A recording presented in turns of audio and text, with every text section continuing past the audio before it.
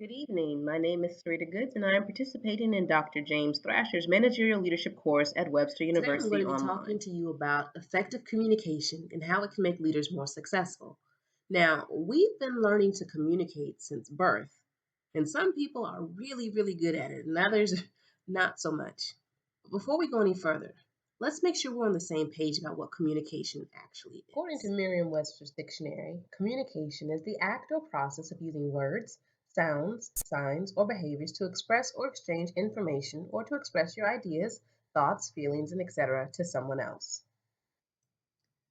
Communication is a process.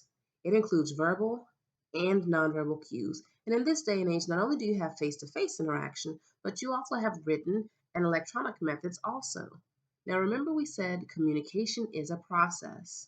You are sending information or emotions to someone and hoping that they understand exactly what you're trying to say. Here's what that process might look like.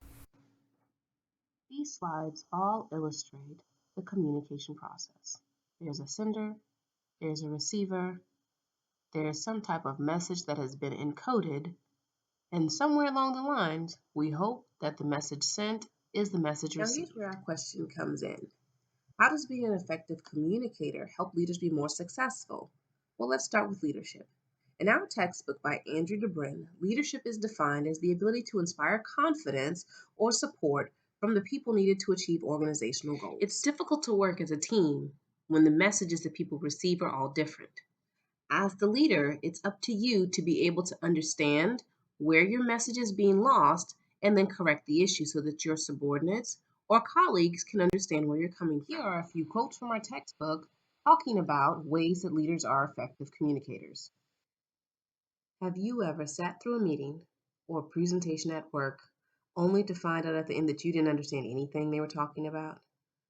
Have you gotten an email full of directives or initiatives and then said to yourself, I don't understand what they're talking about? Have you ever accepted a new job, gotten your employee handbook, read over the goals and objectives, the visions and the mission of the company, and said to yourself, I have no idea what I just read? That is why effective communication is important. If you want your leadership to be able to inspire someone to do better, they have to be able to speak the language of that person. Now, I'm not saying that your leadership should be able to dumb down their vocabulary or to write letters that are, on a basic elementary school level. But what I'm saying is that as the leader, it's up to you to create a method of communication that allows you and your team to get on the same page. That's why effective communication is so important. You can't achieve anything if you never understand where the other person is coming from or where they're trying to go. How many times have you tried to read the instructions for a piece of furniture and the directions were terrible, and so you couldn't get it right?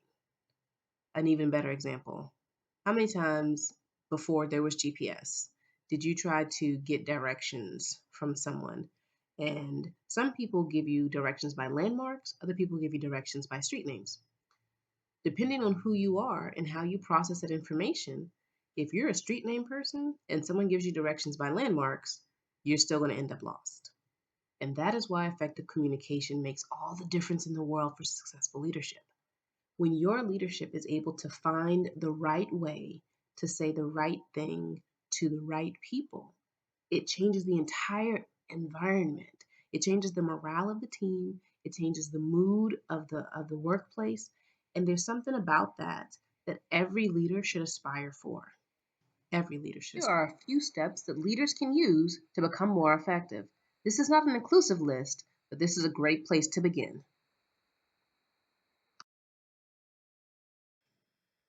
Okay, so a couple of these steps seem pretty easy, right? Be authentic. People can tell when you're not being genuine with them, and that does not lend itself to them wanting to follow you. It's hard to inspire someone who doesn't trust you. There's also an option where you can practice public speaking. Public speaking is the number one fear in the world, second to none, followed by death. People are more afraid to speak in front of groups than they are to die. That says something. If you are a leader, if you want to be a good leader, you should practice public speaking. It will improve your confidence. It'll make you seem more assertive. It'll make you seem more sure of yourself when you're talking to other people, even if you don't feel confident. People want to follow someone that they feel like believes in themselves and speaks and carries themselves as such. It also talks about how you need to listen. No one ever knows when they're messing up until someone tells them. A great leader knows when to listen. Now, that doesn't mean that you take everybody's advice, but that means that you at least hear what they have to say and then make smart decisions from that. Lastly, is emotional intelligence. Now, a lot of people are not aware of what emotional intelligence is, so I'm going to go over it very quickly with you. Emotional intelligence is being self aware, being able to self manage yourself, being socially aware, and also being able to manage relationships. The better you are at those four things, the higher your emotional intelligence.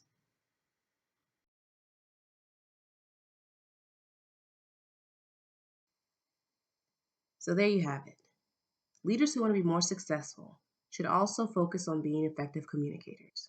This will allow them to be able to inspire, motivate, and teach the people that they're working with so that they can achieve corporate goals, personal goals, whatever goals they have set in front of them. Leadership is not confined to the boardroom or the classroom. It can be in the house, or in the church, or in the schools. Or it could just be how to be a better friend. Whatever you do, if you're a leader, you should really want to be an effective communicator. And I hope that you've been able to take a few points away from what we've talked about today. Again, my name is Sarita Goods. Thanks for listening.